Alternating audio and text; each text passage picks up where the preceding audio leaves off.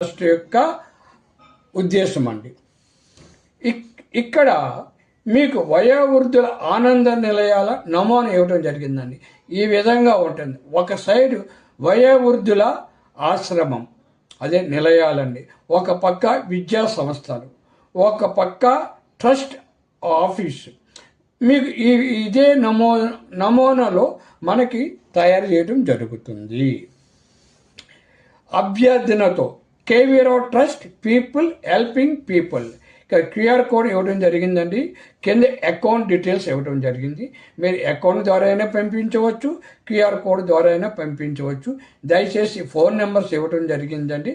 మీకు ఏమైనా సందేహాలు ఉంటే ఫోన్ నెంబర్ ద్వారా తెలియచేస్తానని ఆశిస్తున్నాను.